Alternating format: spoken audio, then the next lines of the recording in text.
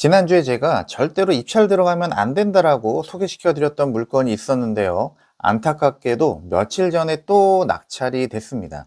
광진구 한강벨트에 있는 아파트입니다. 한강벨트는 작년 여름부터 불타오르기 시작했고요. 지금도 실거래가보다 호가가 몇 억은 높아진 상태에서 줄다리기를 계속하고 있죠. 그런 가운데 경매는 여전히 많은 사람들이 몰리고 있습니다. 그러다 보니 권리 분석을 제대로 하지 않아서 보증금을 날리는 현상도 계속해서 벌어지고 있다라고 제가 말씀을 드리고 있죠. 특히 임차인 관련 권리 분석에서는 정말 많은 사고가 일어나고 있죠. 그래서 이번 영상에선 이 내용을 완벽하게 정리를 해 드릴 거니까요. 영상 끝까지 집중해서 보시길 바라겠습니다. 서울 광진구 구이동에 있는 아파트고요. 전용 면적 59제곱미터예요. 인기가 많은 평형대죠. 감정평가가 된 금액은 11억 5천인데 가격이 많이 올랐죠. 그래서 지금 최근에 실거래가 된 게 16억, 그리고 최저가 매물은 17억이에요. 실거래 금액보다 1억 정도 더 높은 금액으로 지금 매물이 나와 있는 거고요. 기존에 한번 낙찰받고 미납을 했었단 말이죠. 이 내역을 좀 자세히 볼게요. 작년 9월 달에 12억 2,200에 낙찰이 됐었는데 미납을 했어요. 그리고 나서 14억 8,300 넘는 금액이 또 낙찰이 됐어요. 훨씬 더 비싸게 낙찰이 된 겁니다. 제가 이 매각길 전에 이 물건은 절대로 입찰을 하면 안 됩니다 라고 소개를 해드렸던 물건이었단 말이죠. 왜냐하면 권리적으로 문제가 있는 물건이거든요. 권리 분석 내용을 좀 살펴볼게요. 등기부상 가장 빠른 권리는 이 근저당이고요. 말소 기준이죠. 자신을 포함해서 아래 있는 권리 전부 다 말소가 되고, 그래서 등기부상에 별다른 문제는 없어요. 낙찰받고 모든 권리가 다 말소가 되는 게 맞아요. 그런데 이렇게 임차권 등기가 있고, 그래서 임차인의 권리를 좀 자세히 봐야 되는데, 임차인의 전입일은 2023년도예요. 그러면 말소 기준 23년도. 근데 임차인은 1월 20이고요. 말소 기준은 2월 28일. 말소 기준보다 더 빠르단 말이죠. 그래서 대항력이 있는 임차인이에요. 이렇게 임차인이 대항력이 있을 때 많은 사고들이 터져요. 왜냐하면 이 보증금을 인수를 할 수도 있고 안 할 수도 있고, 안 하면 다행인데 인수를 하게 되는 경우에는 낙찰가에서 인수하는 보증금을 더해야 되잖아요. 그런데 이런 것들을 잘 몰라서 덜컥 낙찰을 받고 보증금을 날리는 경우들이 많다라는 얘기죠. 임차인이 대항력이 있어도 이 보증금을 전부 다 경매 절차에서 배당을 받으면 낙찰자가 책임져야 될 금액이 없어지는 거잖아요. 그래서 보는 게 확정일자죠. 확정일자 동일한 날짜에 받았어요. 이 확정일자는 우선 변제권이라고 해서 마치 물권처럼, 대표적으로 뭐 근저당 같은 것처럼 그 순서에 맞게 배당을 받는 그런 거를 결정을 하는 기준이란 말이죠. 그런데 이 확정일자를 전입일자와 동일한 날짜에 받았어요. 그런데 중요한 건 뭐냐면 배당 요구예요. 배당 요구를 지금 안 했단 말이에요. 임차인은 경매 절차에서 배당 요구를 안 하면 배당에 참여를 할 수가 없다. 그러니까 배당을 받을 수 없다라는 거예요. 제가 지난 영상에서는 딱 여기까지만 설명을 해 드렸어요. 왜냐면 초보분들은 여기까지만 아셔도 전혀 문제가 될 게 없거든요. 자, 그럼 대항력이 있는 임차인인데 보증금은 6억인데 배당 요구를 안 해서 배당을 못 받으니까 이 6억은 낙찰자가 인수를 해야 된다. 여기까지만 알고 있어도 된다라는 거예요. 여기까지의 내용이 돈을 잃지 않기 위한 공부다라고 보시면 돼요. 자, 근데 여기서 조금 더 깊게 들어가면은 임차권 등기에 대해서 공부를 한단 말이죠. 여기서부터는 큰 수익을 낼 수 있는 경매 공부가 되는 거예요. 그런데 이런 경매 공부는 더 깊게 제대로 공부를 해야 된다고 제가 말씀을 드렸어요. 어설프게 공부하면 오히려 독이 될 수 있다.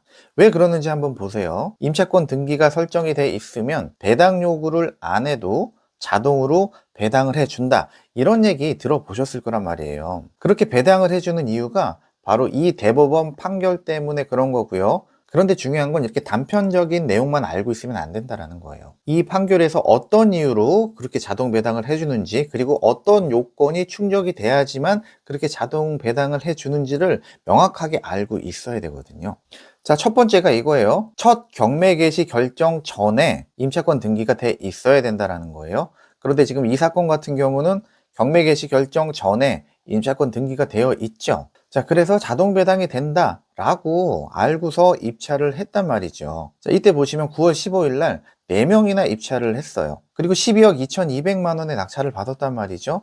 시세가 16억에서 16억 5천 정도 한단 말이에요. 1층 감안한 시세인 거예요. 그럼 시세보다 엄청 싸게 받았죠. 6억이란 보증금을 자동 배당을 받아가니 낙찰자가 인수해야 될 게 없다라고 생각을 하고서 입찰가를 쓴 거겠죠. 그런데 이 대법원 판례 내용 중에 또 한 가지 봐야 될 게 있어요. 경매 개시 결정 전이냐 후냐 그 내용도 있지만 또 한 가지가 있어요. 임차권 등기에는 두 가지 종류가 있다라고 했죠. 첫 번째가 임차권 등기 명령이에요. 임차인 만기가 됐는데 보증금을 돌려주지 않으면 임차인은 법원에다가 임차권 등기를 신청을 하게 되고요. 법원에서는 임차권 등기 명령을 통해서 등기부에 임차권 등기가 되는 게 바로 임차권 등기 명령이에요. 그런데 또 한 가지가 있어요. 임차인과 임대인이 서로 협의를 해서 임차권 등기를 하겠습니다. 그럼 임대인이 콜 그러면은 임차권 등기가 되는 거예요. 그거를 설정 계약에 의한 임차권 등기라고 한단 말이죠. 그런데 이 두 가지는 법의 적용이 달라요. 첫 번째 이 임차권 등기 명령은 주택임대차 보호법을 통해서 적용이 되는 거고요. 두 번째 설정 계약에 대한 거는 민법상에 나와 있는 법에 따라서 진행이 되는 거란 말이에요. 그런데 이 대법원 판례에 나오는 사례는 이 주임법에 의한 임차권 등기 명령 이 사례였을 때 적용이 되는 판례예요. 그래서 경매 개시 결정 전에 임차권 등기가 되어 있다는 사실만으로 자동 배당이 된다라고 판단을 하면 안 된다라는 거예요. 뭐까지 체크를 해야 된다? 바로 임차권 등기가 주임법에 의한 임차권 등기 명령인지를 이것까지도 체크를 해야지 자동 배당이 된다라는 겁니다. 자, 여기까지가 일반적으로 좀 공부를 하신 분들이 알고 있는 내용들이에요. 그런데 지금부터 굉장히 중요한 팁을 알려드릴 거예요. 민법상 임차권 등기도 자동 배당이 될 수도 있다라는 내용이에요. 왜 그런지를 한번 볼게요. 이 대법원 판결의 두 가지 키워드는 이겁니다. 우선 변제권 그리고 담보적 기능이에요. 우선 변제권이란 아까 제가 잠깐 설명드렸듯이 마치 물건처럼 배당을 받을 수 있는 순서 그것을 우선 변제권이라고 하죠. 담보적 기능은 이 근저당을 생각을 하시면 돼요. 근저당 같은 경우 설정을 하고 돈을 갚지 않으면 지울 수가 없죠. 내가 빌려준 돈을 다 받기 전까지 등기부에 계속 남아있는 그러한 현상을 담보적 기능이라고 얘기를 해요. 이 두 가지 내용을 임차권 등기 명령에는 다 담고 있기 때문에 자동 배당을 해준다라는 거예요.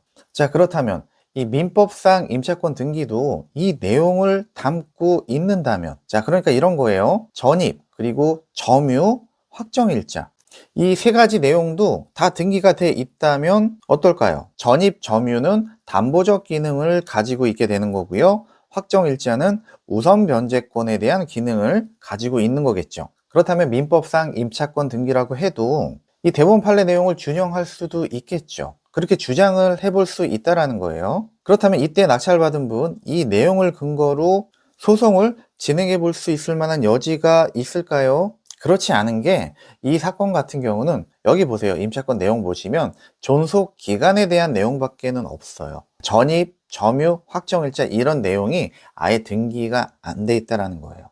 그렇기 때문에 안타깝지만 이거는 뭐 소송으로 만약에 진행을 한다고 해도 이길 확률이 거의 없다라고 보시면 돼요.